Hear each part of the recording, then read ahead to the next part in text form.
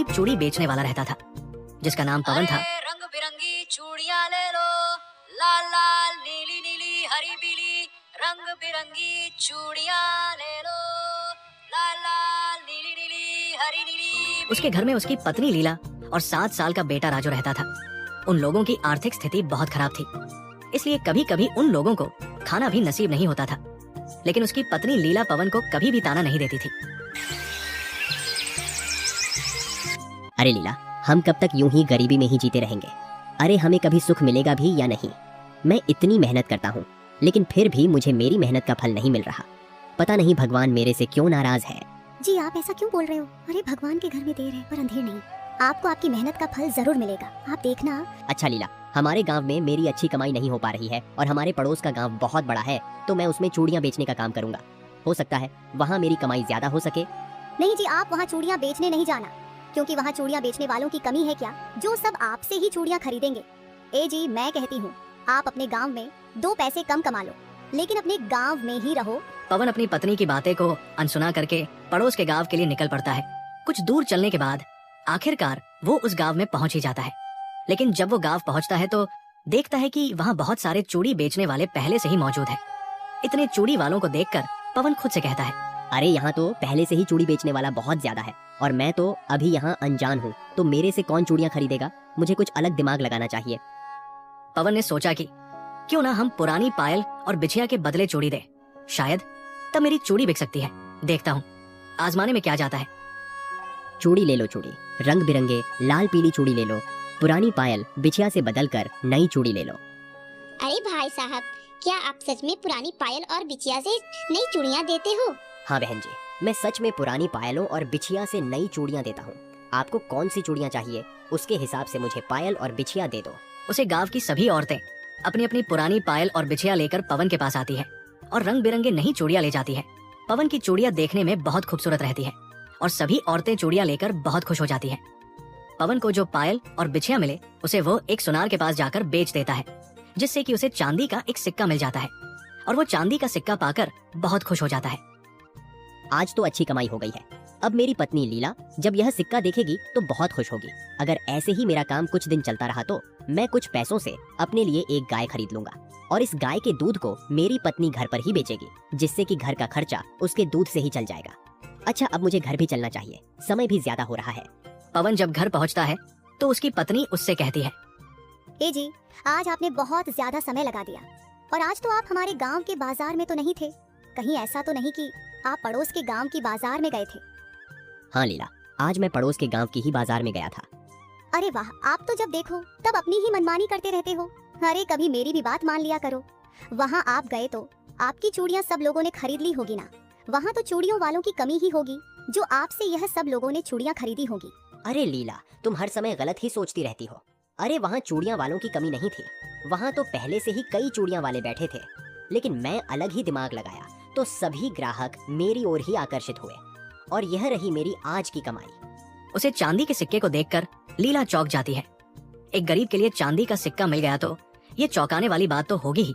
उसी को लीला गौर से देखती है और फिर पवन से कहती है, ए जी, आपने ऐसा क्या दिमाग लगाया जो सभी ग्राहक आपकी ओर ही आकर्षित हुए और आज आपकी इतनी अच्छी कमाई हो गई? फिर पवन लीला को सारी बात बताता है। अच्छा चलो ठीक है जी, आज मैं मान भी गई आपके दिमाग को। अच्छा, पूरा दिन हो गया आपने रोटी का मुंह तक नहीं देखा, तो चलो अब आप खाना खा लो चलकर। फिर दोनों पति पत्नी खुशी खुशी खाना खाने लगते हैं। फिर पवन कई दिनों तक ऐसे ही पुरानी पायलों के बदले चूड़ियां देता रहा और उन पुरानी पायलों और बिछिया से उसके 7 सिक्के इकट्ठे कर लिए थे। 3 सिक्के उसने एक व्यापारी को दिए और जिसे उसने अपने लिए एक अच्छी सी गाय खरीद ली और अब गांव जाने की तैयारी कर रहा था। पवन जंगलों से होकर अपनी गांव की ओर जा रहा था।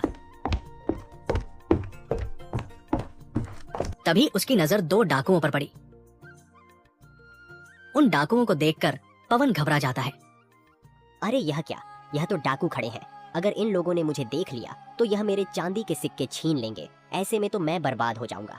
मैं कुछ और जुगाड़ लगता हूँ, हो सकता है कि यह मेरे जाल में फंस जाए और मुझे कुछ फायदा हो। पवन ने एक बाल्टी ली और उसमें थोड़े दूध रखकर उसमें एक चांदी का सिक्का डाल दिया और वही बाल्टी रखकर खड़ा हो गया।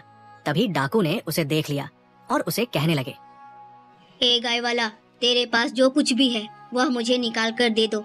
नहीं तो मैं तुम्हारा जान ले लूंगा।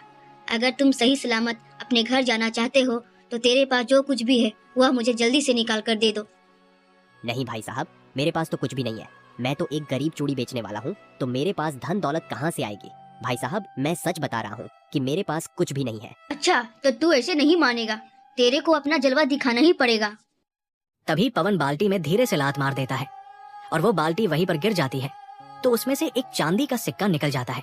उस सिक्के को देखकर डाकू पवन से कहा, क्यों रे चूड़ी वाला, तू तो अभी कह रहा था कि तेरे पास कुछ भी धन दौलत नहीं है, लेकिन अब तो बाल्टी से यह चांदी का सिक्का निकल आया। अब सिक्का क्या अपने आप ही यहाँ प्रकट हो गया? अरे डाकू भैया, इतना क्यों भड़क रहे हो? मैं आपको सारी बात सच सच बताता हूँ। देखो, यह जो मेरी गाय है यह दूध देती है, तो उसमें चांदी के सिक्के भी निकल आते हैं। बस यही सिक्के का राज है। अच्छा, तो यह बात है। अगर तू अपने घर सही सलामत जाना चाहता है तो यह गाय मुझे दे दो और चुपचाप से यहाँ से निकल जाओ। देख डाकू भाई, मेरी कमाई का बस यही मेरे एक जरिया है। अगर यह गाय मैं आपको दे दूंगा तो मेरा घर कैसे चलेगा? अरे मैं तो भूखा ही मर जाऊंगा। अच्छा, तो ठीक है, तू मुझे यह गाय दे दे। इस गाय के बदले मैं तुझे चांदी के सिक्के दे रहा हूँ। पवन ने तुरंत उसे डाकू से 70 चांदी के सिक्के ले लिए और वहां से चलता बना। पवन घर जाता है और सारी बात अपनी पत्नी लीला को बताता है। उसकी पत्नी ये बात सुनकर बहुत खुश होती है और अपने पति पर गर्व महसूस करती है। इधर डाकू उस गाय को अपने गांव ले जाता है। देखो, आज मैं इस गाय को अपने घर रखूंगा क्योंकि मैं इस गांव का मुखिया हूँ, और कल तुम इसे अपने घर रखना। आज जो भी यह सोने के सिक्के देगी वह मेरे होंगे, और कल जो तुम्हें यह सोने के सिक्के देगी वह तुम्हारे होंगे। गिरह के मुखिया की बात सुनकर महेश को कोई आपत्ति नहीं हुई और वो चुपचाप खड़ा रहता है और मुखिया उस गाय को अपने घर के बाहर छोड़कर अपने आप घर में सोने जाता है। अगले दिन जब मुखिया ने गाय के पास से दूध निकाल कर रखा तो देखा कि उसमें कोई सिक्के नहीं थे, और वो इस बात की जिक्र कहीं नहीं चलाता है क्योंकि वो नहीं चाहता था कि उसका साथी महेश उसे बेवकूफ समझे। मुखिया, आज आपको गाय ने कितने चांदी के सिक्के दिए हैं, जरा मुझे भी तो बताओ। अरे क्यों इतने उतावले हो रहे हो? आज गाय को तुम अपने घर में रखना और फिर कल जितने भी सिक्के मिलेंगे वह सब तुम्हारे हो जाएंगे। अगले दिन महेश ने गाय को अपने घर में रखा। उसने भी दूध निकाला तो देखा कि उसमें कोई भी चांदी के सिक्के नहीं है। अब वो समझ गया था कि उनको बेवकूफ बना कर गया है। मुखिया दोस्त, उस चूड़ी वाले ने हम लोगों के साथ धोखा किया है। उसने एक साधारण गाय के बदले हम लोगों से 70 चांदी के सिक्के ले गए। अब तो इसे सबक सिखाना ही पड़ेगा। हाँ महेश, तुम बिल्कुल ठीक कह रहे हो। चलो हम आज ही इसके घर चलते हैं और इसे वही सबक सिखाएंगे। पवन अपने गांव में एक चूड़ी की अच्छी सी दुकान खोली। डाकू पवन के घर की ओर जा रहे थे। तभी उन्हें पवन देख लेता है और वो समझ जाता है कि डाकू उसी के घर को जा रहे हैं। तो पवन तुरंत अपने घर पहुंचता है और अपनी पत्नी से कहता है, अरे लीला, अभी हमारे घर डाकू आ रहे हैं, तो जब वह हमारे घर पर आए तो तुम पीली चिड़िया को मुझे बुलाने के लिए भेज देना, और आगे क्या करना है वह मैं खुद ही सोच लूंगा। तुम इतना काम जरूर करना। जी आप जाओ, मैं अपनी पीली चिड़िया को आपके पास भेज दूंगी। पवन अपने घर के कुछ दूर पर छुप जाता है। अरे यह कहाँ गया? चूड़ी बेचने वाला जिसने हम लोगों को बेवकूफ बनाया है। अरे एक साधारण से गाय के बदले 70 चांदी के सिक्के ले लिए, जल्दी उसे यहाँ बुलाओ। अरे आप इतना मत चिल्लाओ, मैं अभी अपनी पीली चिड़िया को उन्हें बुलाने के लिए भेजती हूँ। पीली, अरे ओ पीली, जल्दी से आओ और पवन जी को यहाँ बुलाओ और उनसे कहना कि कोई उनसे मिलने के लिए आया है। अरे यह क्या मजाक है? यह चिड़िया क्या उस पवन को यहाँ सच में बुलाएगी? हाँ, मेरी पीली चिड़िया इतनी समझदार है कि जब भी मैं उससे बात करना चाहती हूँ या कुछ मंगवाना चाहती हूँ तो अपनी पीली चिड़िया से कह देता हूँ, तो पीली चिड़िया तुरंत उन्हें बुला देती है और वह मेरे लिए कुछ ना कुछ जरूर लेकर आती है। लीला डाकू से ये सब बात कर रही थी। तभी पवन और पीली चिड़िया वहाँ आ जाते हैं। अरे तो डकैत भाई, आप ही हैं। मेरी पीली चिड़िया ने मुझे बताया कि घर पर कोई मेहमान आए हैं और वह मुझसे मिलना चाहते हैं, तो मैं तुरंत भाग भाग कर यहाँ चला आया। अरे पवन, तूने हम लोगों को एक साधारण गाय को बेचकर 70 चांदी के सिक्के लिए, अब तू मुझे जल्दी से वह चांदी के सिक्के लौटा दे। नहीं नहीं डकैत भाई, आप लोगों को गलत फहमी हुई है। अरे आज मेरे पास जो कुछ भी है सब मेरे उस गाय की वजह से ही है। अच्छा चलो ठीक है, मैं एक बार फिर से तुम पर भरोसा करके देख रहा हूँ, लेकिन उसके बदले तुम्हें यह चिड़िया भी मुझे बेचनी होगी। नहीं नहीं डकैत भाई, यह चिड़िया मैं नहीं बेच सकता। अरे मेरा बेटा राजू इसके साथ खेलता है और उससे जो भी बात करना होता है और हम लोगों को चिड़िया से जो कुछ भी मंगवाना होता है वह मंगवाता हूँ। वह चिड़िया तो मैं कोई कीमत में भी नहीं बेच सकता। अच्छा चलो ठीक है, मैं तुम्हें इस चिड़िया के बदले और भी 50 चांदी के सिक्के दूंगा, अब तो इसे बेच दो। पवन थोड़ा नाटक करता है और फिर पीली चिड़िया को बेच देता है और 50 चांदी के सिक्के ले लेता है। डकैत उस चिड़िया को अपने घर ले जाता है और मुकेश से कहता है, मुकेश, मैं जरा आज अपने खेत की ओर टहलने के लिए जा रहा हूँ और तुम कुछ देर बाद मुझे बुलाने के लिए इस चिड़िया को भेजना। ठीक है, अब मैं जा रहा हूँ। मुकेश 1 घंटे बाद अपने दोस्त मुखिया को बुलाने के लिए चिड़िया से कहता है, अरे पीली चिड़िया, जाओ जरा मेरे दोस्त मुखिया जी को बुला कर के लाओ। पीली चिड़िया बाहर जाकर चली आती है और फिर कुछ देर बाद उसका मुखिया दोस्त वहाँ आता है और मुकेश से कहता है, अरे मुकेश, तुम भूल गए थे क्या? तुम पीली से कह देते तो वो मुझे बुला लाती। और पीली कहाँ गई है? दिखाई नहीं दे रही है। हाँ मुखिया, मैंने पीली को बुलाने के लिए भेजा था। मुझे लगा पीली तुम्हें बुला करके लाई है, अब पता नहीं कहाँ गई होगी। फिर वो समझ जाते हैं कि एक बार फिर से उन्हें बेवकूफ बनाया गया है और वो इस बार बहुत गुस्से में हो जाते हैं और फिर से पवन के घर जाने का निर्णय लेते हैं। वो पवन के घर जाते हैं तो पवन फिर से अपने जाल में फंसाने की कोशिश करता है, लेकिन इस बार वो अपनी जाल से नाकामयाब हो जाता है और इस बार वो दोनों डकैत पवन को बोरी में भर कर ले जाते हैं। अरे मुकेश, इस कमबख्त को यहीं रख दो, कुछ देर हम लोग आराम कर लेते हैं। और मुझे थकान महसूस हो रही है, कहीं चलकर पानी ढूंढकर पीते हैं और फिर इसे ले चलेंगे।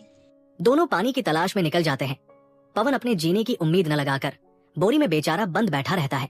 तभी वहाँ एक आदमी आता है तो पवन को उस आदमी की आहट महसूस होती है, तो वो बोरी के अंदर से कहता है, अरे कौन हो भाई, कृपा करके मुझे इस बोरी से बाहर निकाल दो, मेरा दम घुट रहा है।